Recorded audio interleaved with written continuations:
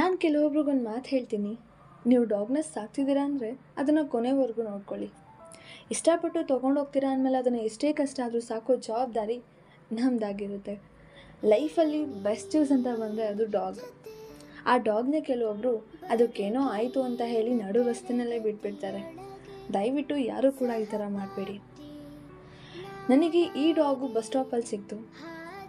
ಇದನ್ನು ನೋಡಿ ನನಗೆ ತುಂಬ ಬೇಜಾರಾಯಿತು. ಯಾಕೆಂದರೆ ಊಟ ಇಲ್ಲ ಅಂತ ಹೇಳಿ ಅಲ್ಲಿ ಬಿದ್ದಿರೋ ಕಸಗಳನ್ನೆಲ್ಲ ತಿಂತಾಯಿತ್ತು. ಸೊ ನಮ್ಮಮ್ಮನ ಕೇಳಿದೆ ಮನೆಗೆ ತೊಗೊಂಡೋಗೋಣ ಅಂತ. ನಮ್ಮಮ್ಮ ಹೇಳಿದ್ರು, ನಿನಗೆ ಇಷ್ಟ ಆದರೆ ತಗೋ ಅಂತ ಹೇಳಿದರು. ಅದಕ್ಕೆ ನನ್ನ ಮನೆಗೆ ತೊಗೊಂಡು ಬಂದೆ. ಇವಳನ್ನ ಫ್ರೆಶ್ ಅಪ್ ಮಾಡಿಸಿ ಹಾಗೆ ಇವಳಿಗೆ ಫುಡ್ ಫೀಡ್ ಮಾಡಿ ಫೈನಲಾಗಿ ನಮ್ಮ ಮನೇಲೂ ಕೂಡ ಒಬ್ಬಳಾಗೋದ್ರು. ನೋಡ್ತಾ ನೋಡ್ತಾ she is my best friend ಆಗೋಗ್ಬಿಟ್ಲು.